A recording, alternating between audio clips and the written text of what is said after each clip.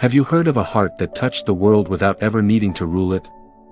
A heart so open, so radiant, it softened crowns and shook empires.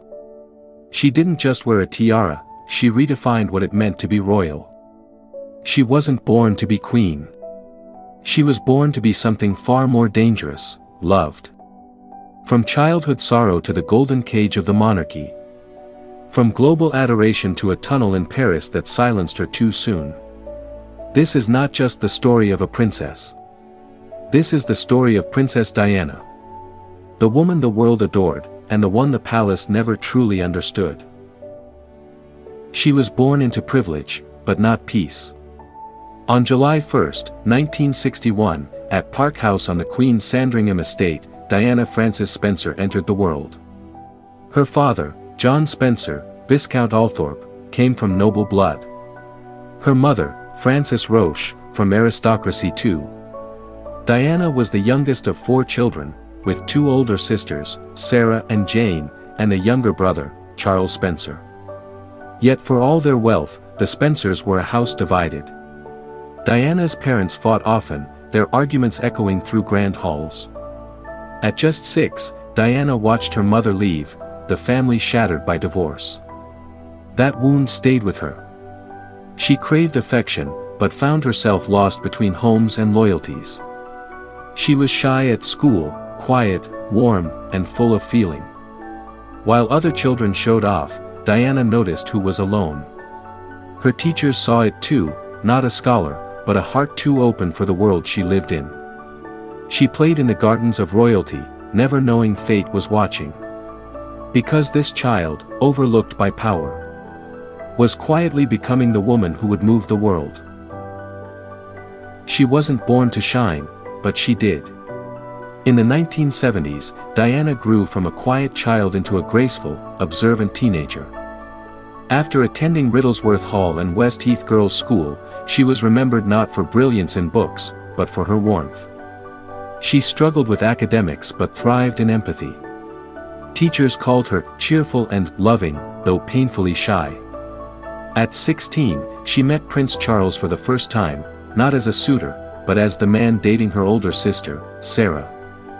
Their interaction was brief, but something lingered. Diana had no idea then that destiny was about to rewrite her life. After school, she briefly attended a finishing school in Switzerland, then moved into a London flat her parents bought. She worked as a part-time nanny, cleaned her sister's apartment, and became a kindergarten assistant. She lived simply, riding the bus, cooking for friends, and laughing often.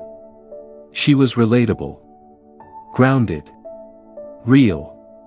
In 1980, after a second meeting with Prince Charles, the royal machine took notice. The press found her charming. The palace saw her innocence. By February 1981, they were engaged. She was 19. He was 32. From a nursery to the doorstep of Buckingham Palace, she hadn't just caught his eye.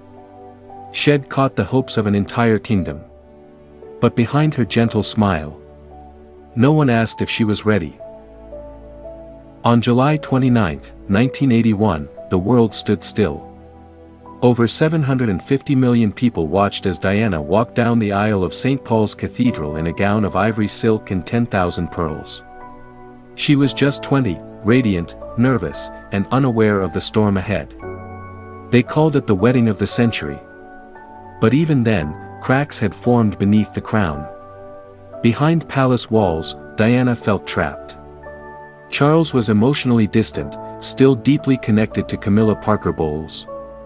Diana was left to navigate royal duties, ruthless press attention, and isolation, all alone.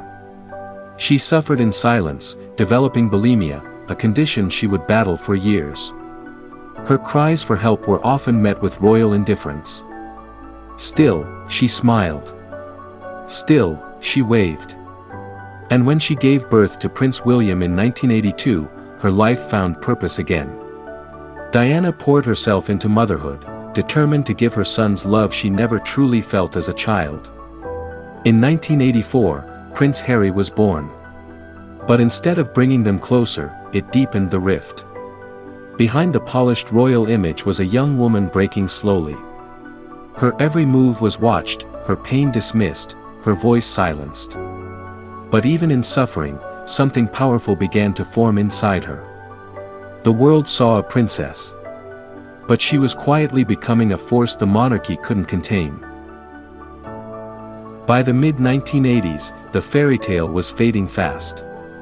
Diana, now a mother of two, was emotionally distant from Charles and completely isolated inside the palace. Her bulimia worsened. Her cries for help were ignored. The royals expected her to smile, to perform, but inside, she was crumbling. So, she did something unexpected, she rewrote her role. Instead of clinging to the crown, Diana stepped into the world. She began working with AIDS patients, at a time when many feared even being near them. She hugged the sick, held the dying, and shook hands without gloves. It shocked the establishment, but the public loved her for it. She also visited cancer wards, homeless shelters, and leprosy centers. Wherever she went, she didn't act royal, she acted human. Her compassion was real. Her empathy, raw. And for the first time, Diana wasn't just a princess. She was a symbol of hope. Behind the scenes, her marriage collapsed further. Charles had returned to Camilla. Diana knew, and she began to rebel quietly. Affairs followed. The media feasted on her heartbreak, spinning headlines without mercy. Yet through it all, Diana's spirit grew. She wasn't following the royal script anymore. She was writing her own, one act of love at a time. By the 1990s, Diana had become the most photographed woman in the world, yet the loneliest in the palace. Her marriage to Prince Charles was beyond repair. Though they maintained a public front, behind the scenes, it was cold, broken, and bitter. In 1992, Prime Minister John Major announced their official separation. The monarchy hoped silence would protect the crown, but Diana had found something stronger than royal approval, her voice. She doubled down on her humanitarian work, connecting deeply with AIDS patients, landmine victims, and children in pain. But she was still hunted, not by enemies, but by the press. Paparazzi followed her every move, turning her sadness into headlines. Then, in 1995, Diana made a move that stunned the world. In a bold interview with the BBC's Panorama, she laid everything bare. "There were 3 of us in this marriage," she said quietly. So it was a bit crowded. She spoke of betrayal, mental health, bulimia, loneliness, and her desire to live beyond the cage of duty. It was raw, vulnerable, and unfiltered. The monarchy was furious. The people were moved. Diana had stopped being a symbol. She had become a truth, and truth, once spoken, doesn't kneel to tradition. In 1996, the divorce was finalized. Diana lost the title, Her Royal Highness, but in truth, she gained something far more powerful, freedom.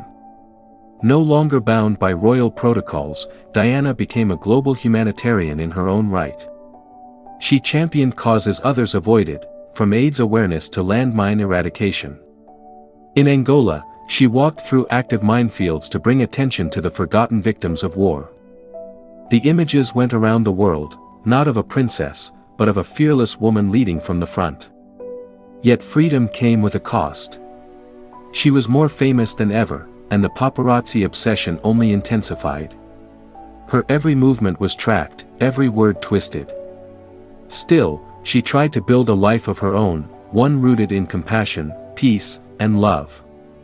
That love arrived in the form of Dodi Al-Fayed, the son of Egyptian billionaire Mohammed Al-Fayed. Their relationship sparked global frenzy. But to Diana, he was someone who made her laugh, someone who made her feel human again. For the first time in years, she looked genuinely happy. She wasn't just surviving anymore, she was glowing. But the spotlight that once elevated her was now stalking her. And no one could have predicted how violently it would all end. August 31, 1997. In the quiet shadows of a Paris tunnel, the world lost a light it never stopped chasing. Princess Diana's car, speeding away from paparazzi, crashed beneath the Pont de l'Alma. Dodi Al-Fayed died instantly. Diana was rushed to the hospital. But within hours, she was gone. She was just 36. The world didn't just mourn, it questioned. Was it really just a tragic accident? Or had freedom made her too dangerous for the system she escaped? Whispers turned into theories. Why no CCTV? Why no seatbelt? Why such speed and silence? Some believed she was silenced for knowing too much. Others, that the chase was never meant to end with mercy. But facts couldn't stop the grief. Outside Kensington Palace, flowers piled 6 feet high. The royal silence was deafening, until the people demanded more. At her funeral, 2.5 billion watched. Elton John sang, "Goodbye England's Rose." And her brother called her, the most hunted person of the modern age. But in death, Diana became untouchable. Her warmth, her courage, her rebellion, they didn't fade. They multiplied. Because Princess Diana wasn't just a figure. She was a flame. And some flames refused to go out. Princess Diana lived in a world of rules. But she moved through it with heart. She wasn't flawless, she was real. And that's what made her unforgettable. They gave her a crown. But she gave the world something greater. Compassion, truth, and the courage to care out loud. Her story ended in a tunnel. But her legacy walks beside us still. In every act of kindness. In every voice that dares to speak. She was more than a princess. Hey, thanks for watching this amazing story and welcome to Video Biographer, where every life has a story and every story deserves to be told. If you believe that every person has a journey worth knowing, hit that subscribe button and turn on the notification bell, so you never miss a life story that could inspire or inform you. Ready to explore more? Choose one of the videos on your screen and discover a life that you should know about. This is Video Biographer, where stories live and life speak. See you in my next video.